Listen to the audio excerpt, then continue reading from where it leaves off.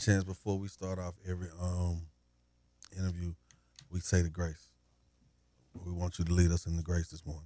For sure. All right, we're gonna hold hands. All right. Okay. No, I'm just messing with you. I wasn't afraid. I wasn't afraid. Hey, look. I get it. Y'all gonna get in trouble. Y'all playing with God. Y'all playing with God now. No. Look, y'all just got God excited, and then y'all just started laughing.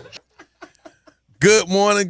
Y'all know who it is. Your favorite cousin checking in. Yung Joc in the Streetz Morning Takeover. We are sitting right now in the presence of royalty, man. I got to put it out there, man, with an American rapper, a singer, songwriter, record producer, and more. Ladies and gentlemen, Mr. Chance the Rapper. Yo, what's up, man? What's up, bro?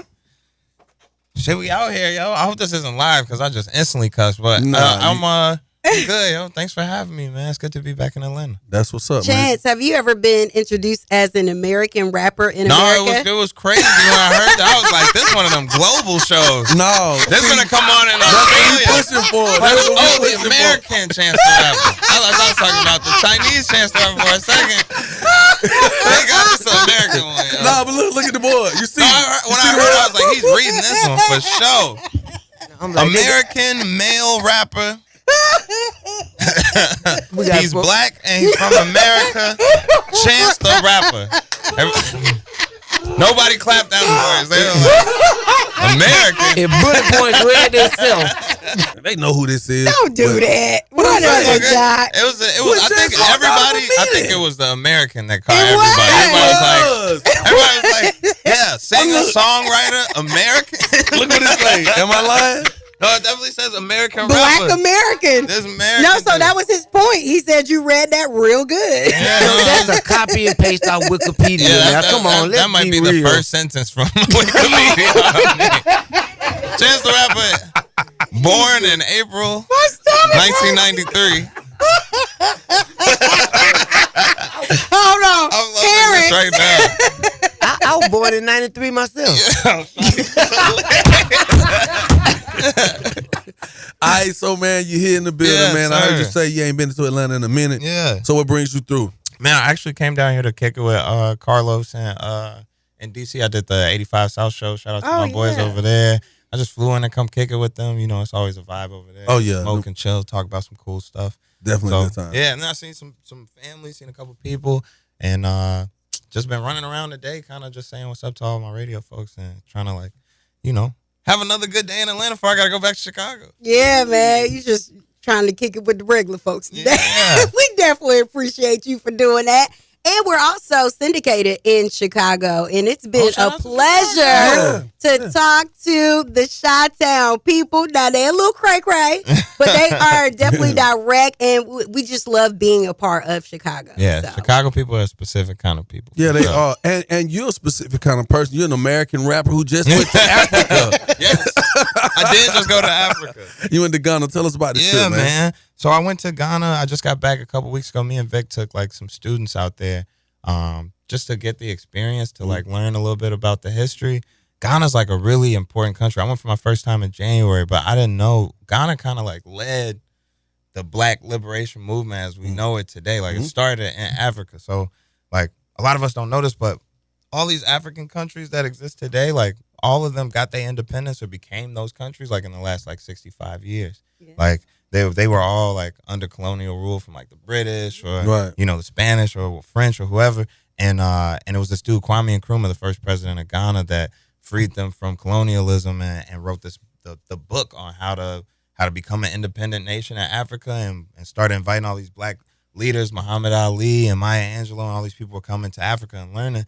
And right after that, you see the civil rights movement in America kick off. So Ghana is kind of like is the country that's based on like global blackness, bringing Black people from not just the States, but like the islands and the UK and everybody back, and got the fastest pathway to citizenship. It's like it's a very Black, pro-Black place. And so when I got there the first time, I just took it all in, just took the education in, and like and sat in community with all these dope artists, not just like singers, but like painters and stuff too, and just like felt I don't know, a way I haven't felt anywhere else. That's interesting because I was gonna ask you, because you appear to be very excited to get back to regurgitate that. Yeah. Because you just laid it out. So was this your initiative to take these students, you and Vic, or was this some, y'all had a show, a concert, and y'all was like, hey, well, let's just take some people with us? It's funny that you bring up a concert. We just announced while we were in Ghana, we're doing a concert in Ghana. Oh, okay. Oh, wow. January 6th, at Black Star Square. We're doing hopefully a 38,000 person concert with black people from all over the world. Because we don't go to the continent like that because we program to think that it's either very distant or too expensive or something that's not what it is. Yeah, and that's not true at all. When you see, the nightlife in Accra, Ghana, is rocking. There's palm trees there. Yeah, it's nothing like you think it would look, and that's just because our American vision is like designed to be one way. How do you incorporate your experience into your music? It's a tough thing sometimes because our music is about feeling.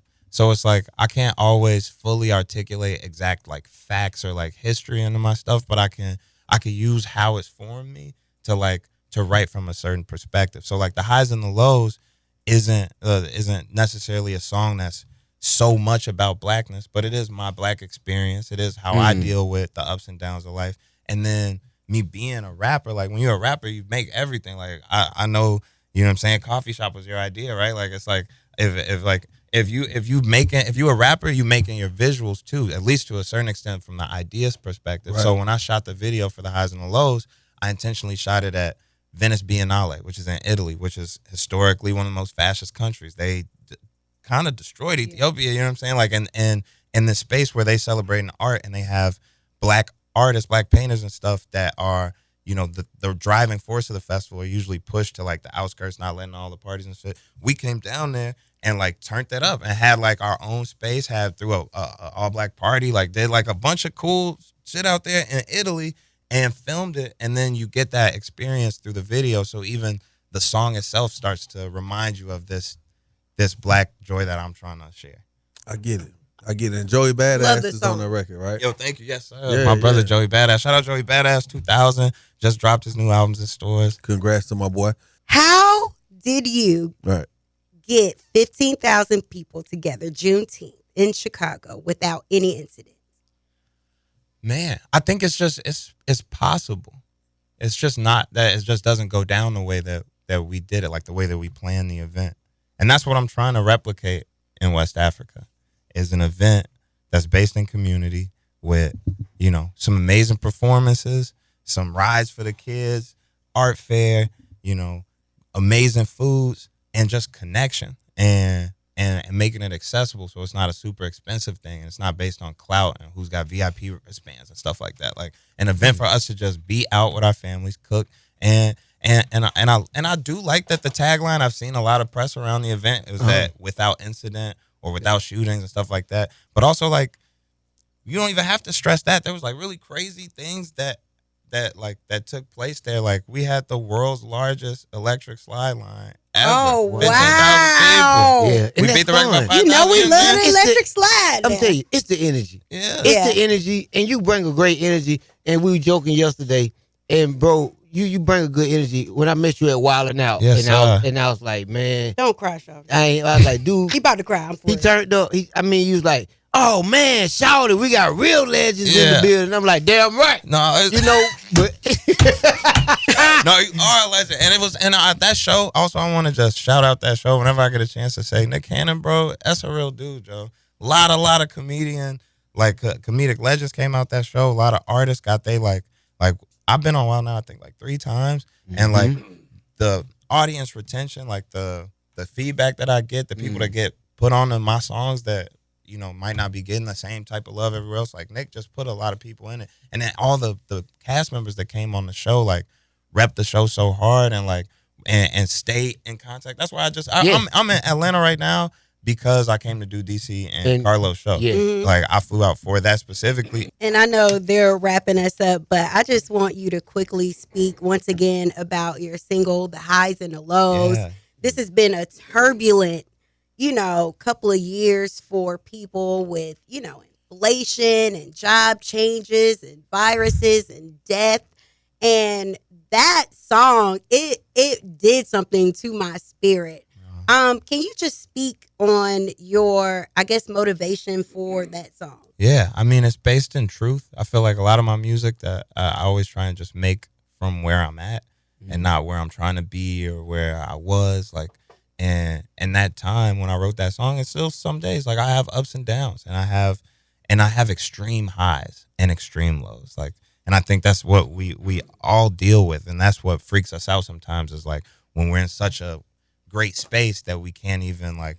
We start to like worry about what's gonna go wrong, or when we're so low we can't even imagine coming back. It's like you got to recognize this. It's always gonna be cyclical. It's always gonna be when you get super high, like be aware the lows are coming, and when you're low, be aware the highs are coming back too. And it's like, making that song with Joey was so important too, because one, we got a mirrored path of like our careers. We both dropped our first albums in 2012. It was our 10-year anniversary this year. We're both dropping projects this year, and but also like my whole project, like, and the artists that I've been working with, the visual artists with, it's been like Black people from all over the globe. And Joey is, Jamaican in descent, like Marcus Garvey, who created the Black Star Line, and is the reason why we all are going back to Accra, Ghana in January. So it's all a cyclical thing. It's all like little pieces of work and efforts that are going in over years and years, and eventually we're gonna culminate in a space of like, the final high. Hey.